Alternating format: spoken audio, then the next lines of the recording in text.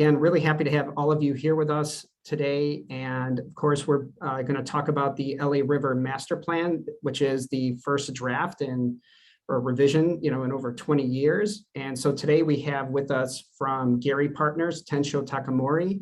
He's a partner with Frank Gehry Associates. Genevieve Osmania, who's a senior civil engineer with the LA County of Public Works. Jessica Henson, a partner with OLIN. And also Mark Hanna, a senior principal with Geosyntec Consultants. And I'm just going to hand this over to Genevieve and let her kick this off. Yes, thank you, Mario, and thank you, Tibby, and hopefully you can all hear me and see me okay. We truly appreciate the invitation to come for our team to come and speak here with your esteemed Urban Design Committee group this morning. Again, my name is Genevieve Osmania with LA County Public Works, and I'm here on behalf of the county to basically have our team come and present on the master plan process that we've been undertaking the last several years. It's been an extremely rewarding and challenging, significant effort that we've been going through, and we're excited to have our team walk through and give some context to the process, the stakeholder engagement, the committee, the community engagement that we've been doing, and basically highlight all the key elements that are in the plan and bringing us to where we are now.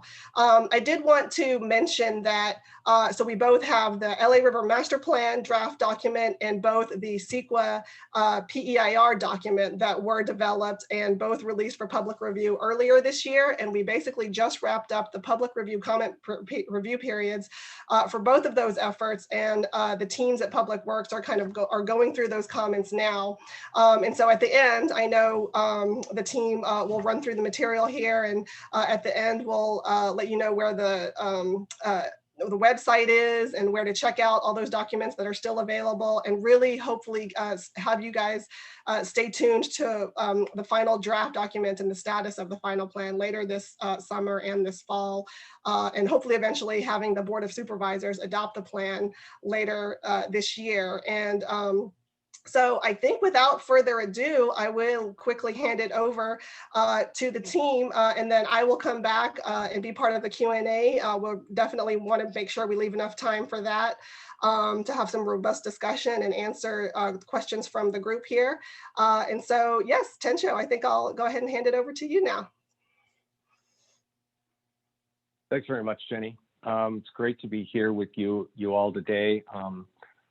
As was mentioned earlier, two of my colleagues who were really instrumental in developing, assembling the plan, Jessica and Mark, are here with us today.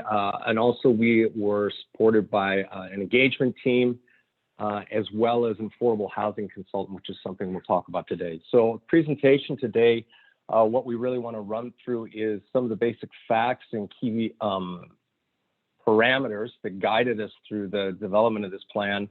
We'll run through the process of how the plan was developed at this point in time, and then give you a little bit of a kind of guide or primer as to what's in the plan, how it's organized, so that if you want to delve into the large document, the technical appendixes itself, you'll have a little bit of a guide as to where to start.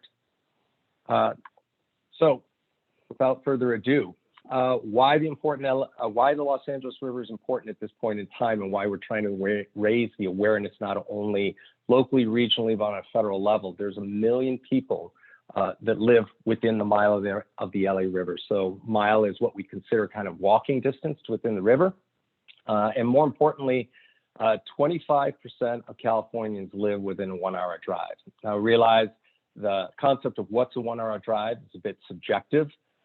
For us, we thought that it would be fair to consider 30 miles, depending on whether you are going on a Saturday, a Friday afternoon, et cetera. It seems like a fair average traffic. So more than 10 million people live within an hour's drive of the LA River. That's a population that's larger than more than 40 states in our country, and that represents 25% of all Californians. So improvements at the LA River can have an enormous effect on a large population, especially many of the underserved communities along the Los Angeles River.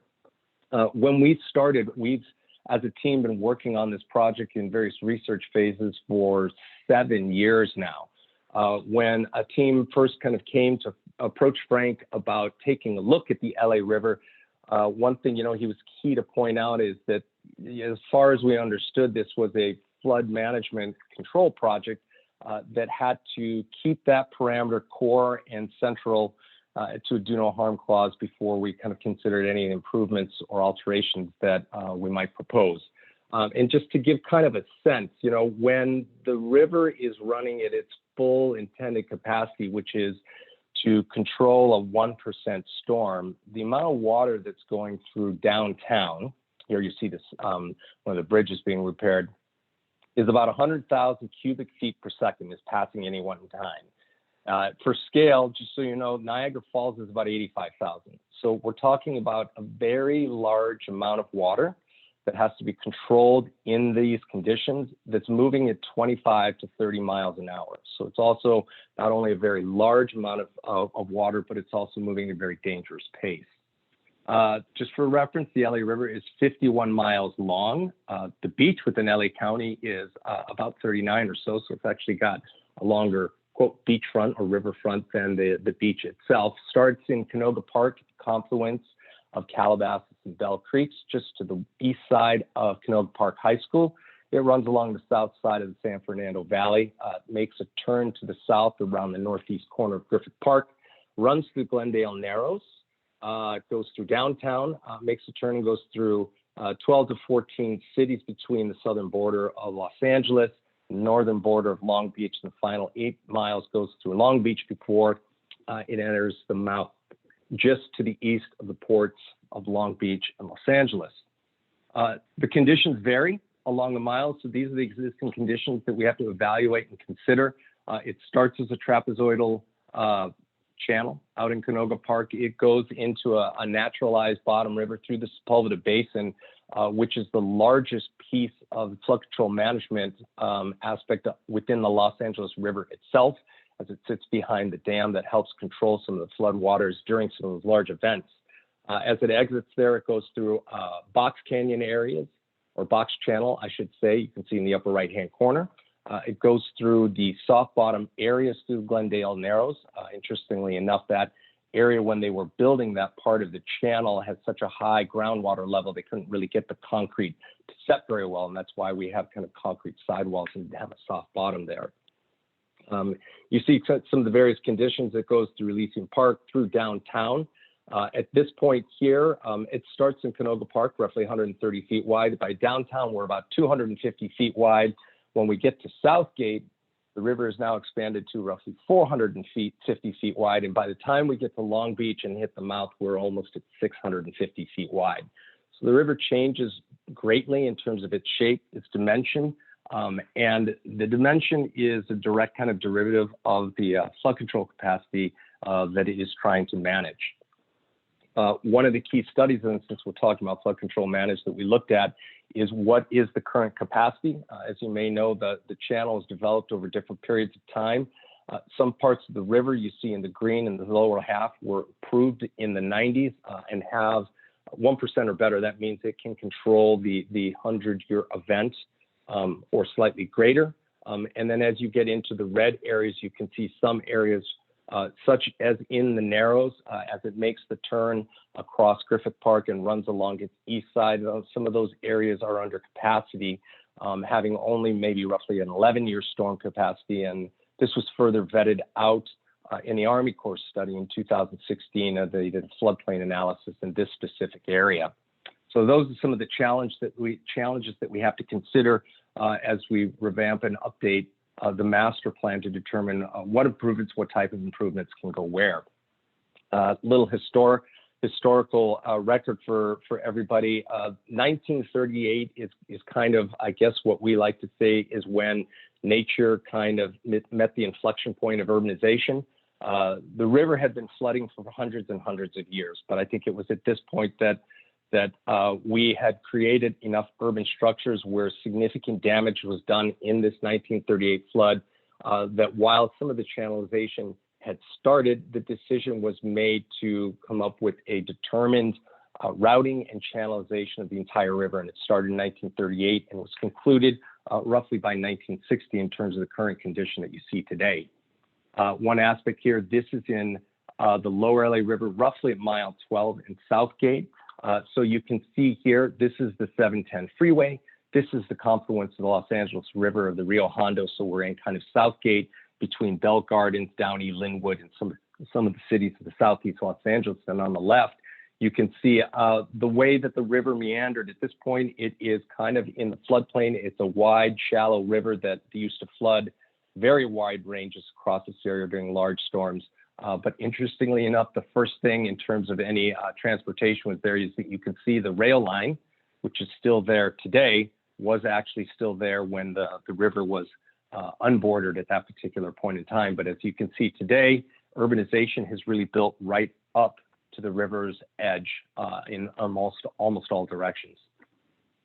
So one key thing that we have to talk about is what can we do with the river right away itself? And this is from earlier plans, but also confirmed in our plan that we have to understand that if we were to do 70% greening of the channel, it could require in some areas the channel to expand 5 times its current width in order to meet the current existing flood requirements.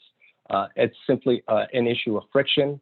As pertains to water, concrete is considered very smooth, and grass, trees, and other plantings provide greater resistance and therefore do not provide the same capacity in terms of flood management flows that safely can travel some of these larger storms out to the ocean. We did do a study. This is something, a question has been raised. During the master plan process, there was a desire to do a larger study to really understand the watershed's impact and what reductions could be made in some of these larger storms. And my colleagues, Mark Hanna at Geosyntec, they performed a watershed level study just to test out what actually could be done. And there was 2 things that really did. So one is they considered all of the BMPs, the best management practices, and all the kind of relevant watershed management plans. How much would all of these things in terms of green streets and retentions, all the things that are not only executed, but planned to be executed, say in the next 20 to 25 years, how much would they actually really reduce the floods that are actually in the river? And what we really found is that, and I'll show you on the next chart, for the smaller storms, 1 year, 2 year, 5 year, 10 years, they had a significant impact at reducing the flows that were in the LA River itself, which means they are retaining a great amount of water that is being redelivered into our aquifer in terms of water recharge. But you can see here, when we get to these larger storms, this 100-year storm, the difference between the baseline imperviousness, which is today testing different variations, 10%, 28% may seem odd, but that is the reduction in the imperviousness of the watershed if all of the best management practices are deployed in the various watershed plans. And then just as a hypothetical, a 50% reduction was chosen. And you can see at these peak storms, at the peak moment, this is in the Glendale Narrows. We tested several points. This is just for reference, that the actual reduction is very minimal. And the reason why is that once you get to this type of 100-year storm, which is a rare event, but something we have to consider, it has been raining for multiple days, and most of the ground surrounding the area that is then running off into the river is already saturated. So we're not really getting that retention from some of those kind of off-channel assets, and most of the water is running into the LA River at its peak capacity. This is actually an interesting chart, I think, that kind of confirms it. And the chart on the left here, what it really shows here is the effect of urbanization and what the flow rates have been in terms of exceedance over time. So you're reading this kind of, the orange line is the latest in terms of the earliest, going back in time here to 1951.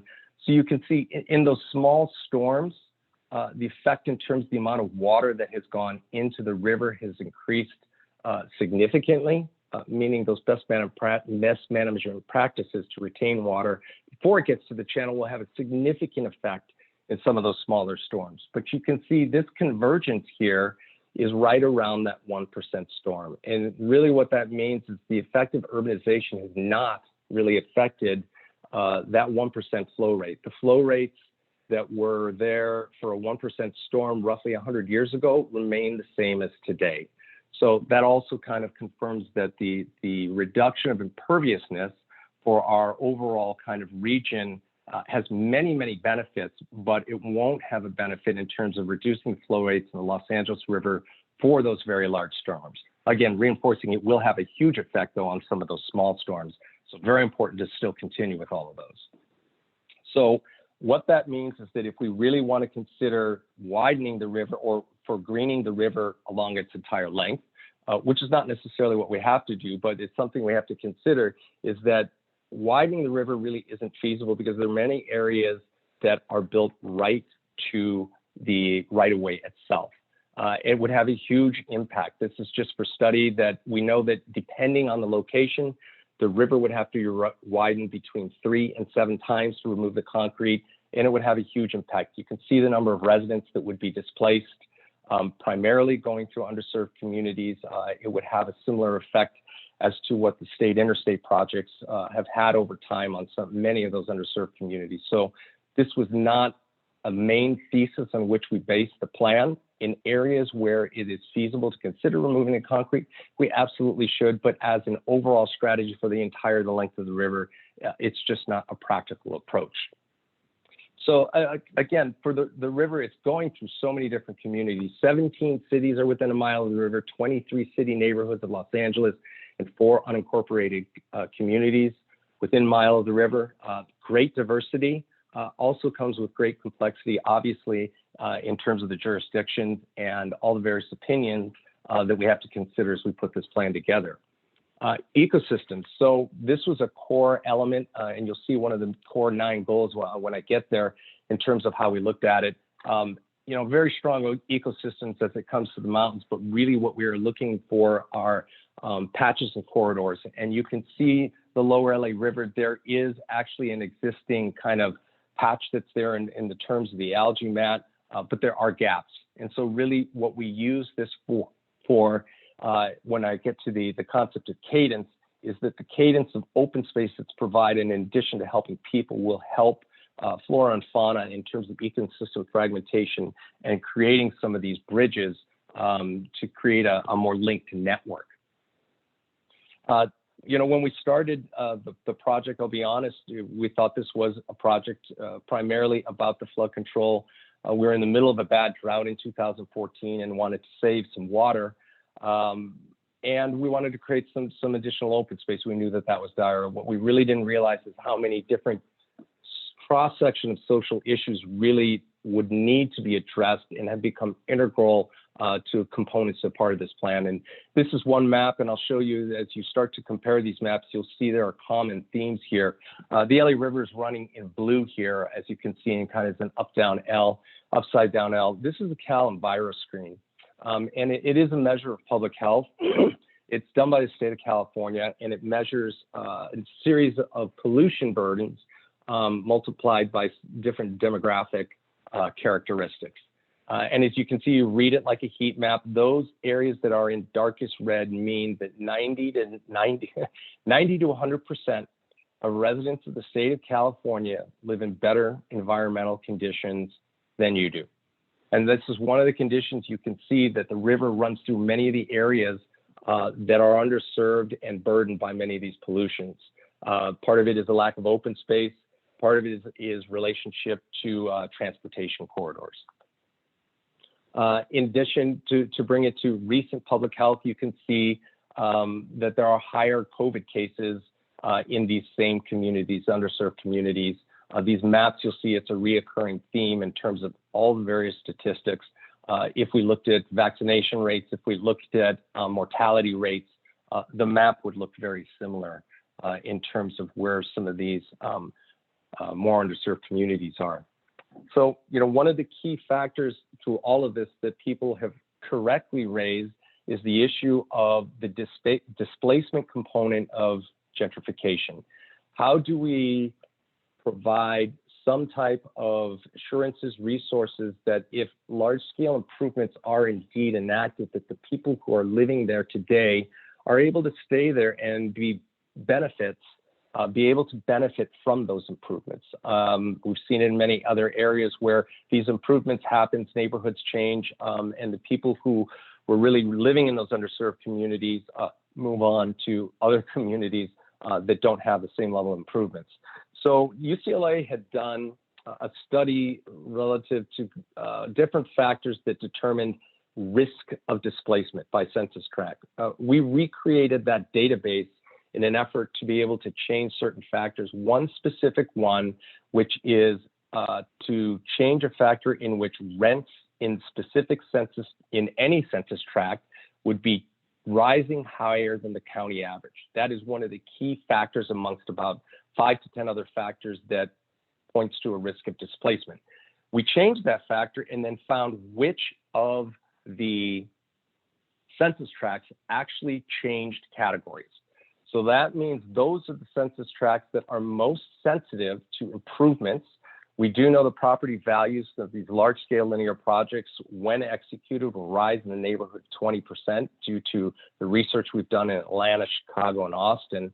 And so what this does is give a map. If we start to focus efforts on affordable housing, both protections and creating new stock, if we focus on some of these areas that are outlined in black, it will have the greatest mitigating factor in terms of regulating the market and not creating runaway speculation. Again, tied to it, not only because it is related to the general affordability issue, but because many people experiencing homelessness actually do use the Los Angeles River as the place they live.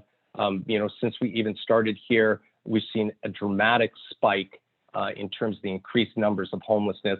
Unsure of where we stand today, since we know that in 2021 January that the yearly county count was called off, but you can see that this increase in homelessness is paralleling the affordable housing gap that's occurred in LA County since 2014. So these two things are directly related, and we have to figure out how the interrelationship works to solve both problems at the same time, of which we believe the LA County, the LA River Master Plan has to participate if it's going to propose some of these improvements along the river. So now getting to the point of how we actually put the plan together, there were 3 kind of key components: the technical and design team, including the consultant team and the county team, which did a lot of data research, which we'll show you. A steering committee comprised of 41 members that included a variety of elected officials from county and local city level, and also various advocacy groups that represented a range of interests from water to ecosystems to housing, et cetera. And then a very robust public engagement process, which I'll go over the various components of it here in the forthcoming slides. So the research that the team did, one of the main charges that you'll see here is that there are a lot of different plans that are associated with the LA River and the watershed itself. One of our charges was to read all of these plans, come up with a consolidated effort so that this master plan update could be in some ways a one-stop shopping, at least if not containing all the information as an index as to where more detailed information might exist for some of the elements that are associated with the Los Angeles River. If we go all the way back to kind of really one of the original planning efforts, which is the Olmsted-Bartholomew Plan of 1930, you will see, I'll come back to this, there was an idea to create a linked greenway system that you see in a lot of other cities across the United States and Europe that would create, 71,000 acres of parkland, et cetera, that would be preserved.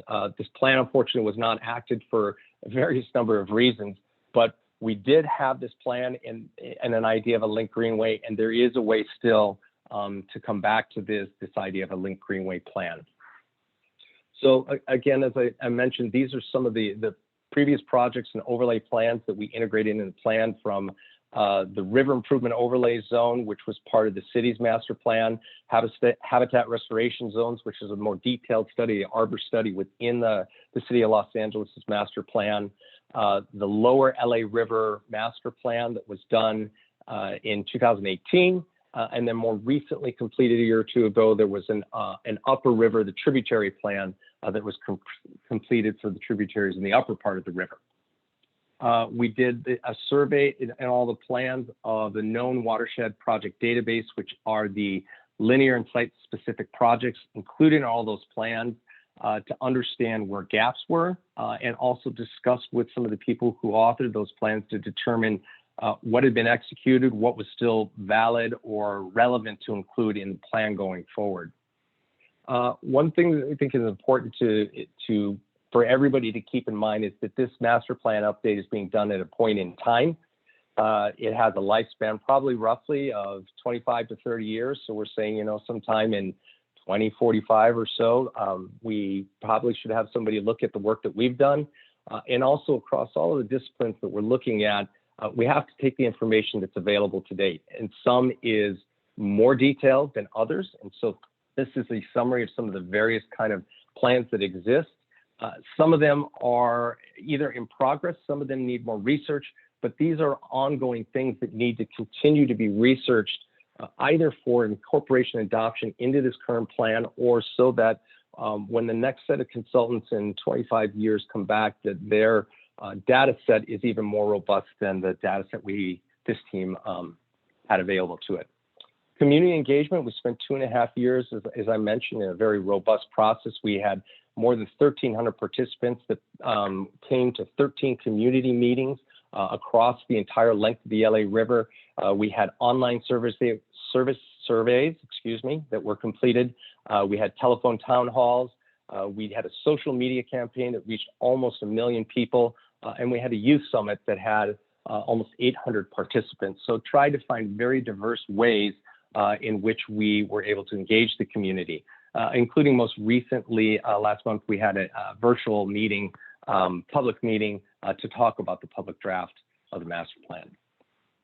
Different kind of, we recorded where everybody was from in terms of the meeting attendee and survey responses. And so you can see that we have a very diverse kind of cross-section of where people live, but well covered across the entire length of the river to get a diverse set of opinions for the master plan. Some of the community partnerships, these are some pictures from the youth summit, engaged some of the local native tribes as well. And as well in the Southeast, there is an ongoing kind of reoccurring Southeast Los Angeles Arts Festival that typically occurs each summer.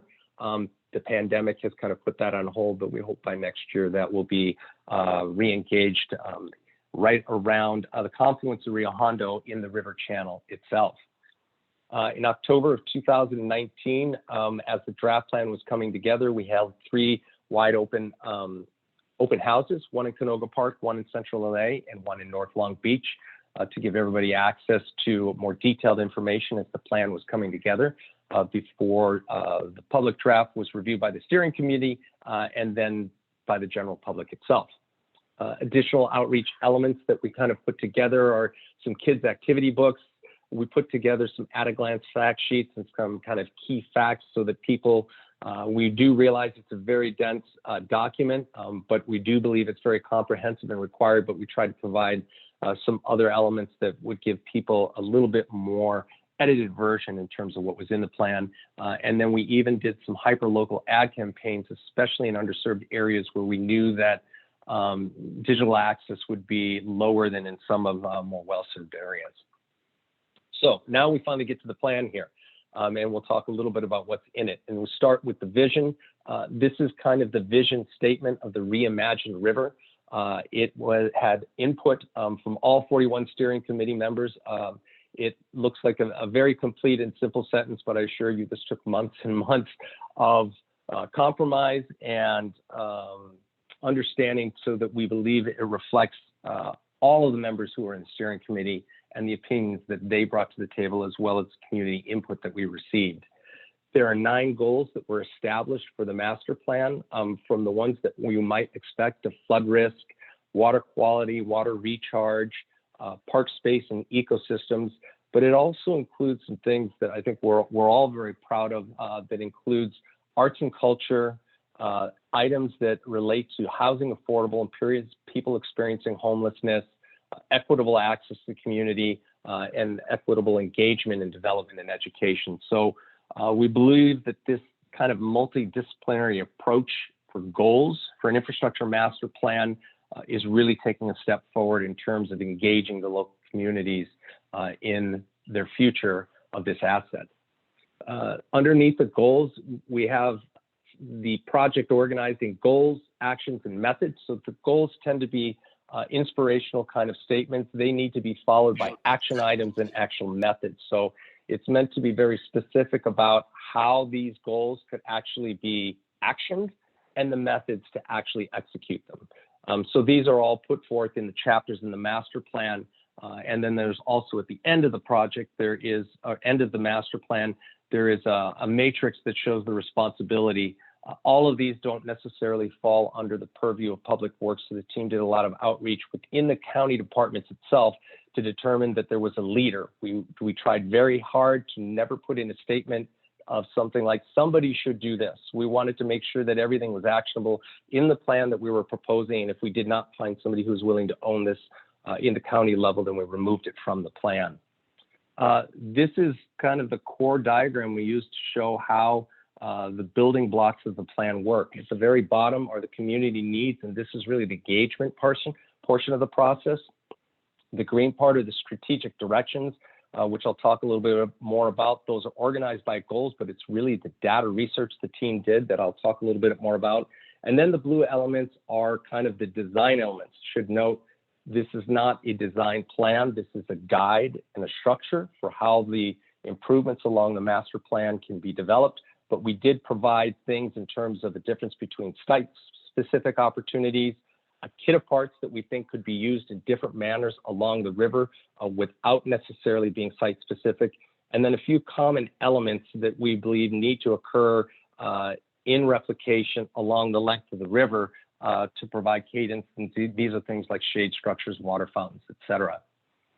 So at the very beginning, the question is, how do we actually convey all of this information? How do we have people understand that they live in relationship to a dynamic system that affects other people? So we came up with this idea of the river ruler.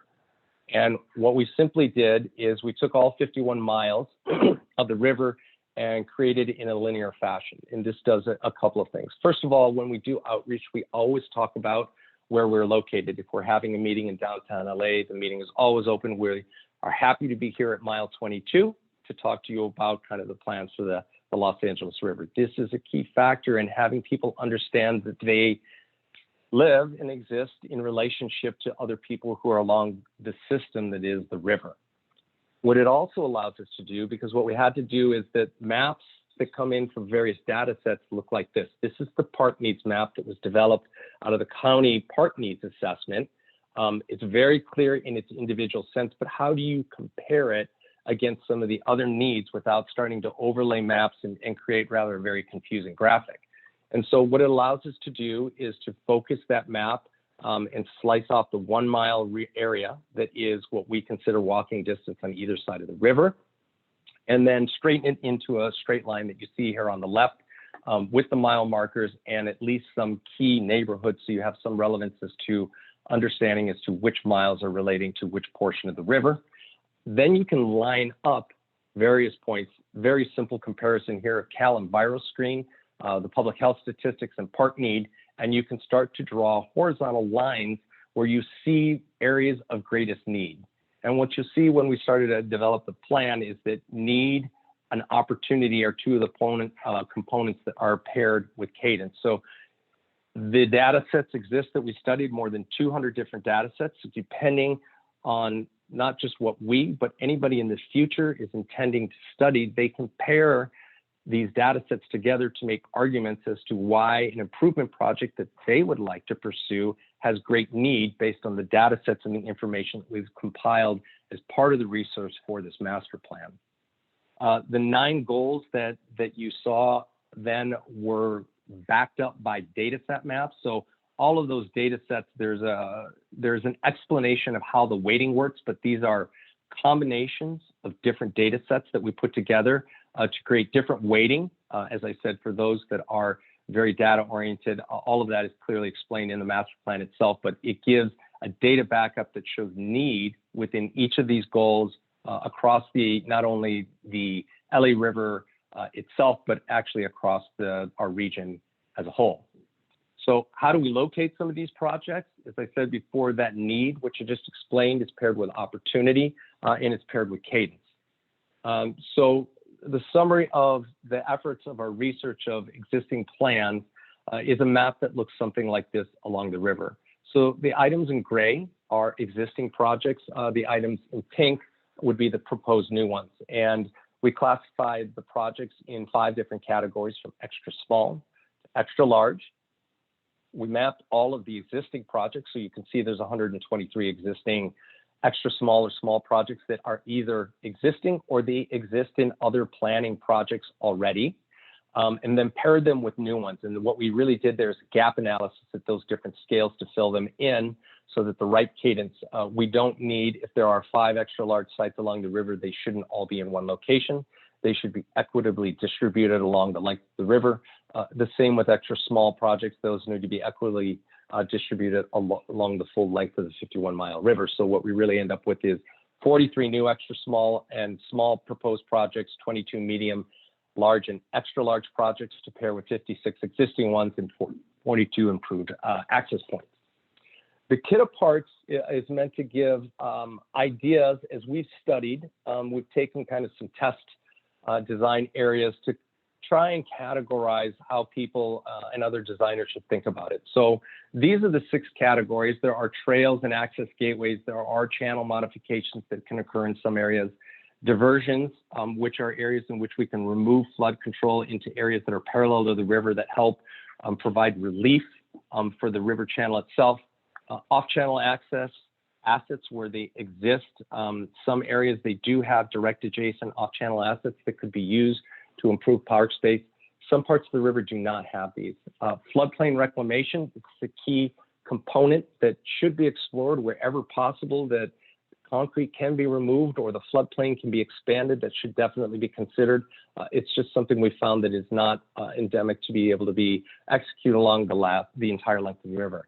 And then crossings and platforms. So crossings, I think, in terms of bike trails and other bridges have always been part of it. What we found or were challenged is that in some areas of the river that are very park poor, there is no land available in terms of off-channel assets. And urbanization has come right up against the channel. And they're in desperate need of park space in other areas. What is an asset that could be considered? And this idea of a platform park would create new land for public use in some of these open space developments, as well as water cleansing and the recreated kind of elevated river in some of those locations. We created biodiversity profiles. So these are some of the, I'll call kind of less site-specific ones, but there are various conditions across the length of the LA River. This is a western arid river that falls 840 feet. That's more than the Mississippi River across its length. So going from somewhat mountainous conditions to kind of a flat estuary condition as it hits the mouth. So you can see there are upland and riparian conditions. These kind of map out the various basin and channel conditions. There are biodiversity profiles in terms of the different types of animals, flora and fauna that live depending on the conditions of where you are along the length of the river. These are some sample plant communities that you can see that change depending on where you are along the river, that all key into a updated plant community species list. And then these get mapped into different types of profiles. There are many of them. These are 2 examples. This would be an upland platform or something towards the upper river in terms of, say, a parkland that could cross over the flood control channel itself that is not only useful for people, but also in terms of animal crossings for these pieces of infrastructure that have cut them off from some of their parts of their habitats. Another example is the channel ramp, in which improvements the channel may remain, and we may choose or find the ability to change the sides of the channel where flood control management would allow. And so there are some other kind of different scale studies depending on where you are along the length of the river that people can deploy. And this is an inventory of some of the repeated common elements. So obviously from shade structures to light poles, emergency call boxes, et cetera, that can be components that one would see along the entire length of the LA River. And more importantly, they would create art opportunities that would be very unique and diverse and different depending on which community they were in. The projects can be site or system-based. So site projects are more kind of unique to that particular community. Some are more system-based. So these would be things like water recharge, where storage is a huge component of capturing water and extending the time that we can infiltrate and inject into our recharge aquifers. A couple of examples of how these play out. This is a SCE electrical corridor that does cross the river down in Compton and Paramount, in which a platform crossing in part could be used to connect adjacent land assets and how that would bridge communities that are currently separated. And then an idea for FERRARO Field. So this is where the river makes the big turn from going to the east to the south. There are flood control issues here, but there is an opportunity along the river, along the freeway, in which we create a side channel. Here you see the dry arroyo condition, and then in flood conditions, that would actually reduce potential flooding in a large storm that has potential to flood some of these adjacent freeways here, but also creates an ecosystem improvement for times when outside of those large storms. This gets us all the way back to kind of how these improvements then link into other improvements, both along the San Gabriel River, the tributaries, and other rivers in the region. It's the beginning between the tributaries, the rail right-of-ways, and the power line right-of-ways to connect this connected greenway system. It's there. It's possible, we believe, in terms of our research, but you can see those basic kind of bones and structure of that original plan from 1930 starting to redevelop to create that connected greenway system for a region. A little bit more detail as I get to the end here, and we'll take some questions. One of the key components in that goal for affordable housing, there are lists of things of tenant protections, rent stabilizations, just cause for evictions, and some of these other procedural things. And one of the other things we really want to focus on is the creation of new affordable housing. So we are proposing and advocating for a land bank methodology. What this really does is allows an entity, whether it's the county or community land trust, to collect and aggregate land that is deed restricted for affordable housing. And it helps bridge that gap of financing while land is entitled before an affordable housing developer, which does have programs to develop the projects, can then come in and build some of those projects. And we believe this would be a key component to accelerate and increase the amount of affordable housing that could be built in our community. So coming back towards the end here, our LA River Master Plan, 51 miles in length, there are 2,300 acres within the right-of-way itself that can be a community asset for the 1 million people that live, within walking distance of the river. The various public drafts that are online, as Jenny mentioned, and that's about as fast as I can get through it. I'm 1 minute over what my time allotment was. So our team is here for any questions that you might have that we can try and explain to you. I know that's a lot to take in, but thank you very much for your time today. Great, thank you, Tensho. So now would be a good time if anyone has questions that you would like to put into the chat, feel free, and then we'll select from those. But maybe just to get it started, a question that I had is, how does the plan promote equity across all of these diverse communities, along the 51-mile length? And does the county have any part in supporting the development of any of the projects in these communities that might be more economically challenged? Or, how does the, plan address that?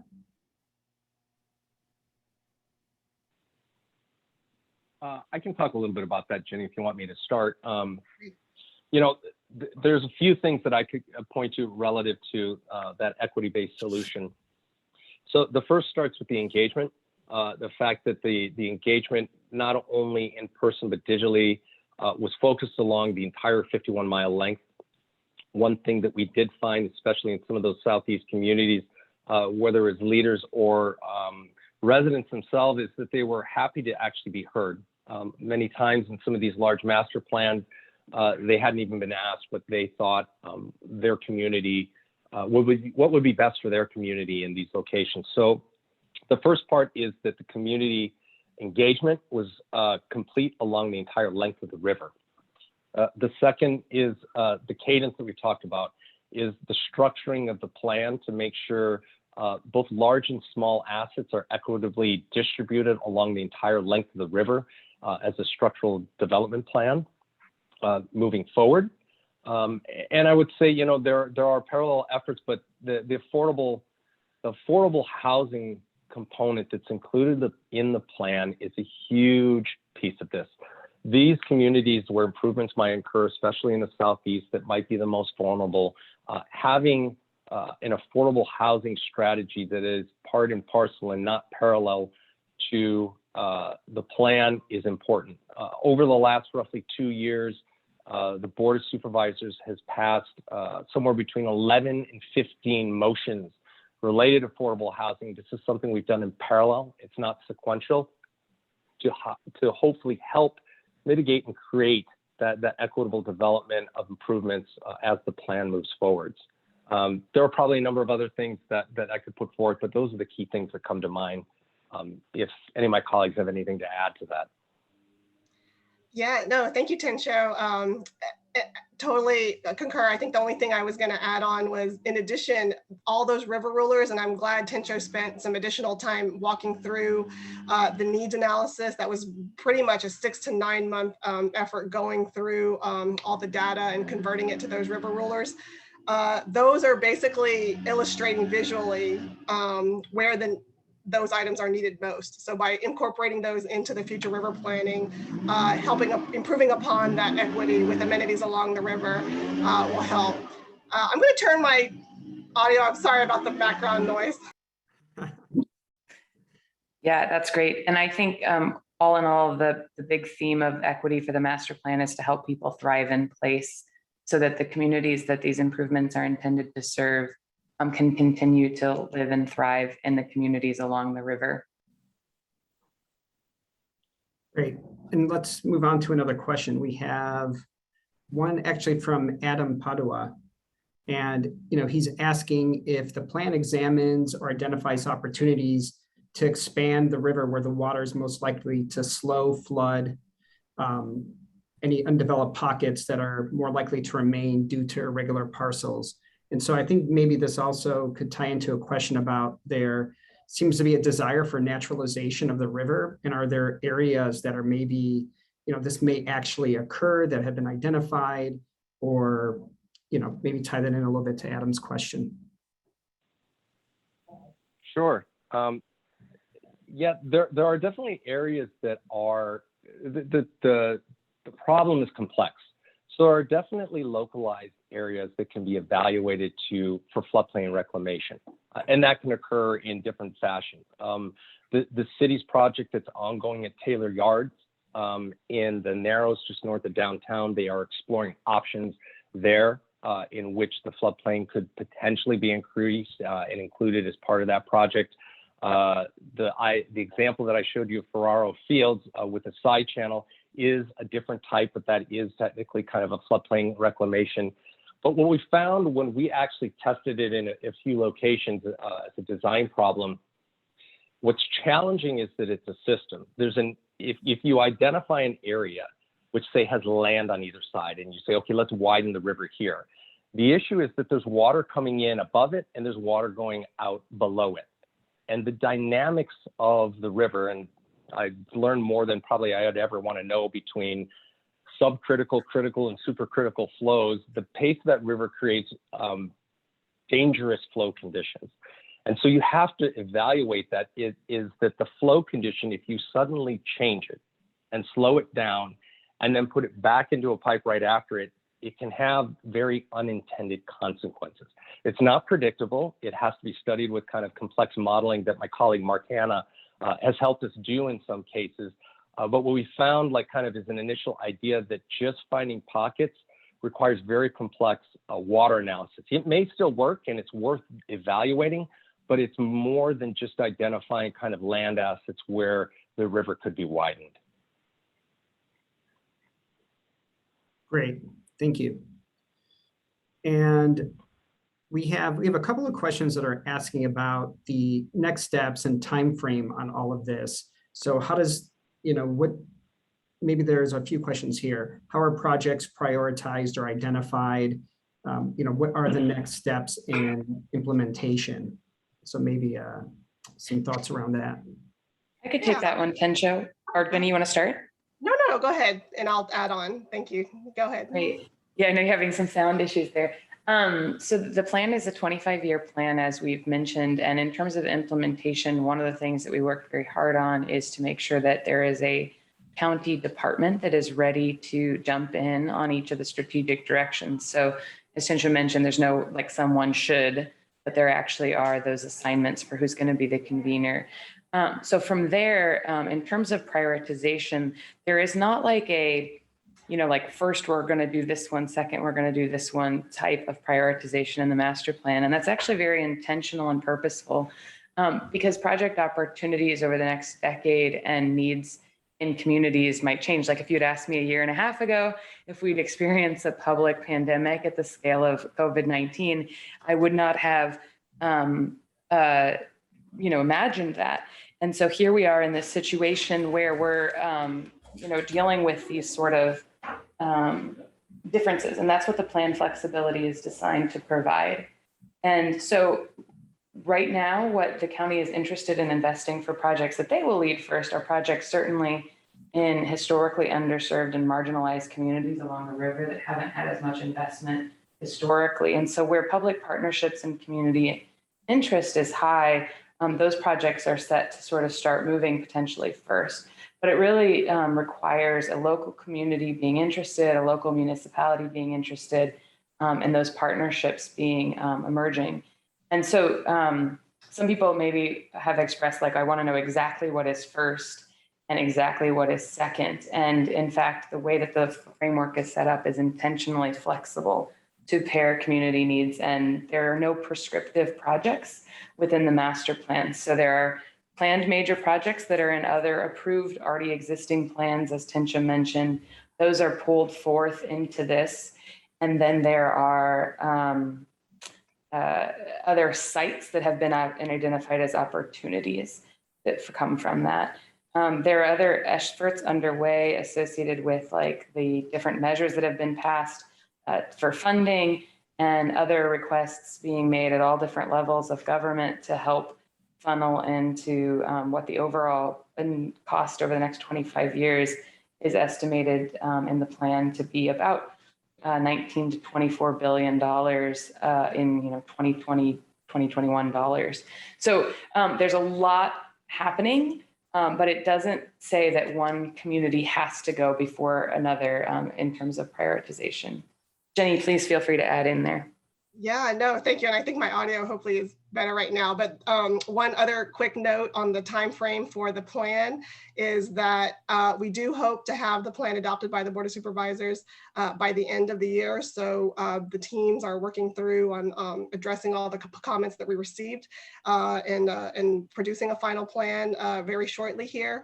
The implementation matrix that both Tinsha and I believe Jessica mentioned, that literally will be used as the playbook that has a lead county agency, identified partners, possible funding, and that will be utilized by Public Works and the internal county team to really monitor and check on our progress and how we're doing on achieving, those strategies and actions and methods that we all signed up for. So I think that will be a key piece in making sure that once the plan is adopted, we can hit the ground running and implementing the projects that Jessica just described.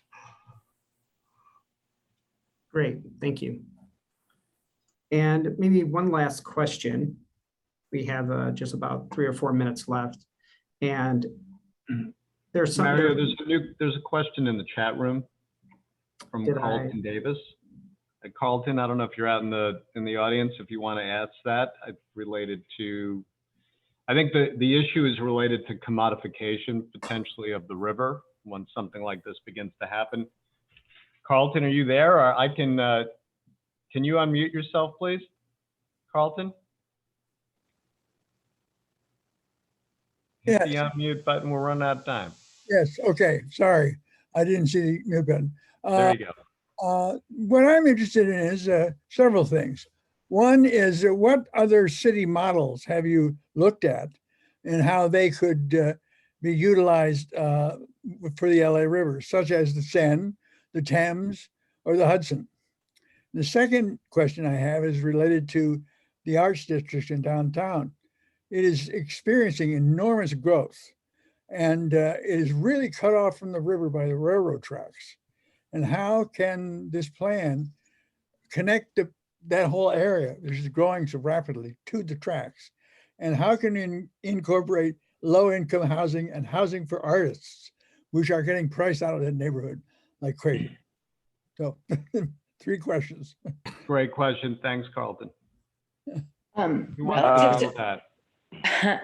starting with other cities, I think there have been a lot of really good ones to look at. And we did a really comprehensive precedent study that anybody can look at that is on LA River masterplan.org as well.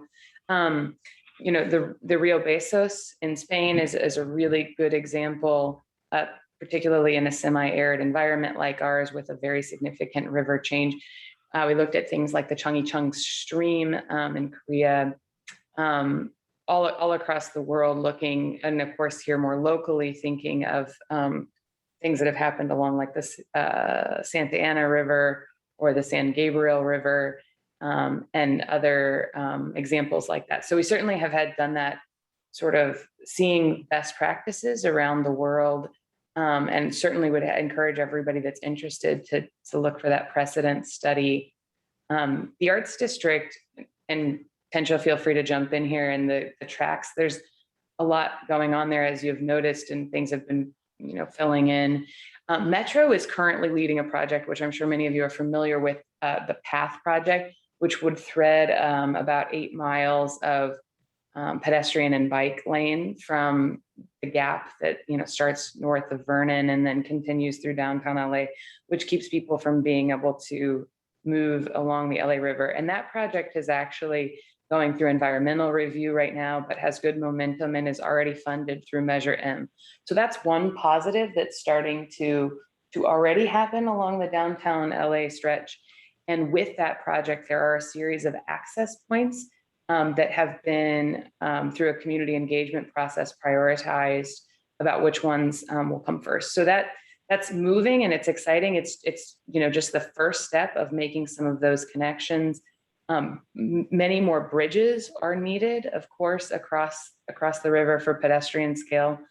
And you know, over time, as different, you know, transportation typologies change, hopefully some of that connectivity could be established. I mean, there are no prescriptive projects in the master plan, but you could imagine some areas over the rail yards, for example, being park bridges, so that some of that connectivity can be more easily achieved to the river.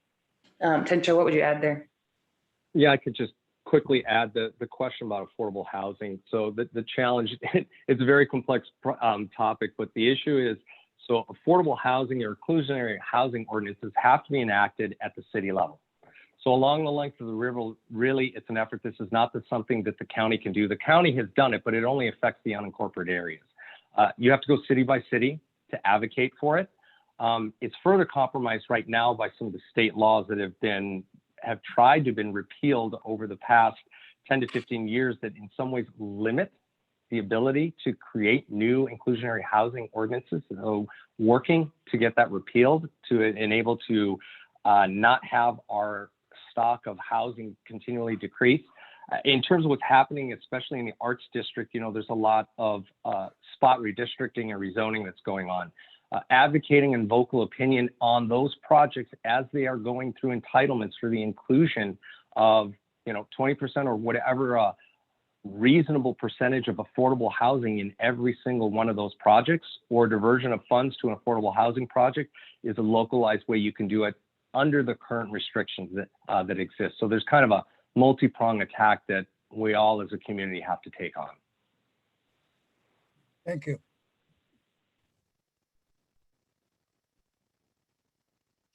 You're muted. Sorry, I'm muted. It had to happen at least once, right?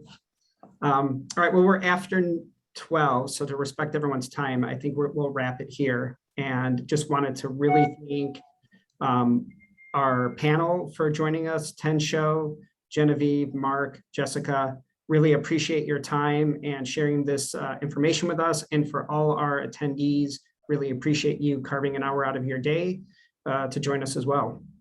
So thank you all, and looking forward to see you at our next event.